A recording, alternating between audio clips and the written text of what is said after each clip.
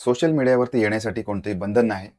अगदी जुजबी रजिस्ट्रेशन केलं, की मग आपण सोशल मीडियावरती आपला अकाउंट उघडू शकतो आणि मग वाटेल त्या पोस्ट टाकू शकतो, लोकांच्या पोस्ट बघू शकतो. आपलं मनोरंजन करून घेऊ शकतो. परंतु हे इतक्यापर्यंत जर चाललं तर सगळं ठीक आहे. याच्याही पुढे जाऊन अनेक लोकं या सोशल मीडियाचा गैरवापर करतात आणि हा गैरवापर अशासाठी असतो, की एकतर आपण समोरच्या व्यक्तीला फसवायचं आहे, त्याच्याशी ओळख वाढवायची आहे आणि ओळख वाढवून त्याच्याकडचं जे काही आपल्याला हवं असेल ते घ्यायचं आहे. मग मग ते शरीरसुख असू दे किंवा त्याच्याकडची असणारी संपत्ती असू दे, अशा स्वरूपाचा वापर देखील आजकाल सोशल मीडियामध्ये होताना दिसून येत आहे. त्याच्यामुळे सावधान. नमस्कार, कारनामा मराठी क्राईम स्टोरीमध्ये मी वैभव आपल्या सगळ्यांचं स्वागत करतो. आता हे सगळं आपण ज्या गोष्टी बघत असतो किंवा आपल्या अवतीभोवती ऐकत असतो, याचा कानोसा घेत असतो, या सगळ्याच्या सगळ्या गोष्टी आपण आपल्या सगळ्यांपर्यंत पोहोचवल्या पाहिजेत. कारण ही जी फसवणूक आहे, ही फसवणूक दिवसेंदिवस वाढत चाललेली आहे आणि जास्त करून जे महिला असतील किंवा या तरुण मुली असतील, या सगळ्या जणी या सगळ्या गोष्टींचा बळी पडत आहेत.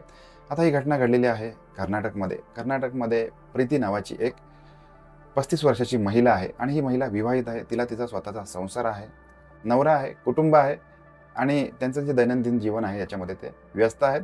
त्याचबरोबर ही प्रीती जी आहे ही सोशल मीडियावरती बऱ्यापैकी ॲक्टिव्ह असते आणि इंस्टाग्रामवरती तिची ओळख एका पुनीत नावाच्या एका तरुणासोबत झालेली आहे.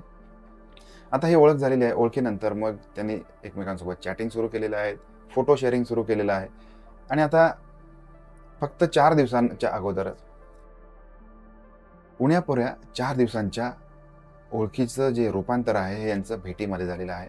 आता 4 दिवसांच्या ओळखीने किंवा सोशल मीडियावरच्या ऑनलाईन ओळखीने यांनी ठरवलं की आपण रविवारी एक ठिकाणी भेटूया आणि भेटून मग आपले विचार शेअर करूया. या दोघांनी देखील म्हैसूरमध्ये भेटायचं ठरवलेलं आहे. आता म्हैसूर जे आहे हे तसंही पर्यटन स्थळ आहे.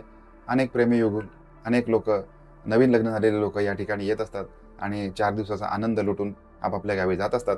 याप्रमाणे हे दोघे देखील म्हैसूरमध्ये आलेले आहेत. दिवसभर म्हैसूरमध्ये यांनी मौज मजा केलेली आहे, हॉटेलिंग केलेलं आहे, खानपान केलेलं आहे.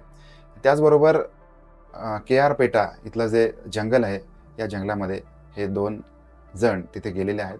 आता हे प्रेमी युगुल होते, नवरा बायको नव्हते. त्याच्यामुळे मग तिथे गेल्यानंतर हा जो पुनीत आहे याने प्रीतीकडे शरीर संबंधाची मागणी केली. आता ही शरीर संबंधाची मागणी तिने टाळाटाळ केलेली आहे, कारण 4 दिवसांचंच त्यांची भेट होती आणि आता पुनीतने तिच्याकडे शरीर संबंधाची मागणी केल्यामुळे मग तिने त्याला नकार दिला आहे आणि हा नकार त्याच्या पचनी पडलेला नाही आहे. या गोष्टीचा त्याला राग आला. आता आपण 4 दिवस एकमेकांशी बोलतोय, भेटतोय, आपली एवढी चांगली ओळख आहे. आता हे सगळं असताना देखील ही प्रीती आपल्याला शरीर संबंधासाठी नाही मिळते. आता ही गोष्ट त्याच्या जिव्हारी लागलेली आहे. त्याच्यामुळे मग त्यांच्यामध्ये भांडण झालं आहे आणि या भांडणातूनच पुनीतने प्रीतीचा काटा काढला आहे. तिला मारहाण केलेली आहे आणि तिला इतकं मारलं आहे की त्या ठिकाणी तिचा जीव गेलेला आहे. तिने स्वतःचा जीव गमावलेला आहे. आता तिचा मृतदेह तिथे पडलेला आहे. आता मृतदेहावरून सगळे जे दागिने आहेत त्यांनी ते उतरवून घेतलेत आणि या भागातून त्याने पळ काढला आहे. यानंतर काय होतंय, तिचा जो नवरा आहे त्याने पोलीस स्टेशनमध्ये तक्रार दाखल केलेली आहे की त्याची बायको प्रीती काही दिवसांपासून गायब आहे. त्याच्यामुळे आता पोलीस शोध घेत आहेत. आता उपलब्ध तांत्रिक गोष्टी असतात, जसं मोबाईल नेटवर्क असेल, त्यांचं चॅट असेल किंवा फोन CDR असेल, या सगळ्या गोष्टींच्या आधारे मग पोलीस एका निर्णयापर्यंत पोहोचलेले आहेत, एका तजुर्ब्यापर्यंत पोलीस पोहोचलेले आहेत. तो असा आहे की त्यांना पोलिसांना एका व्यक्तीचं नाव कळलं आहे. आता ह्या पुनीतपर्यंत पोलीस पोहोचलेले आहेत. पोलिसांनी त्याला अटक केले. पोलिसी खाका दाखवल्यानंतर हा पोपटासारखा बोलायला लागलेला आहे. जे सत्य आहे ते पोलिसांना त्यांनी सांगितलेलं आहे. आता ह्या सगळ्या गोष्टी कशा असतात बघा. 4 दिवसाचं प्रेम असेल किंवा 4 दिवसाचं प्रेम याला म्हणू शकत नाही. फक्त ओळख असेल, या ओळखीच्या आधारे एक विवाहित स्त्री या व्यक्तीला भेटते काय, ते एका जंगलामध्ये जातात काय, तो तिला शरीर संबंधासाठी मागणी घालतो काय आणि फक्त नाही दिले म्हणून हा त्या महिलेचा जीव घेतो काय आणि हा पोलिसांच्या ताब्यात जातो काय. या सगळ्या गोष्टी कल्पनेच्या परे आहेत, कल्पनेच्या पेक्षा वेगळ्या आहेत. सर्वसामान्य आयुष्य जगत असताना आपण अशा गोष्टींचा विचार करत नाही. परंतु आपण प्रत्येकजण आज सोशल मीडियावरती ॲक्टिव्ह आहात.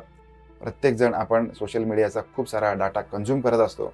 आपली काही व्यक्तिगत प्रोफाईल या सोशल मीडियावरती टाकत असतो. त्याच्यामुळे या सगळ्या गोष्टी करताना आपण अत्यंत जबाबदारीने वागलं पाहिजे.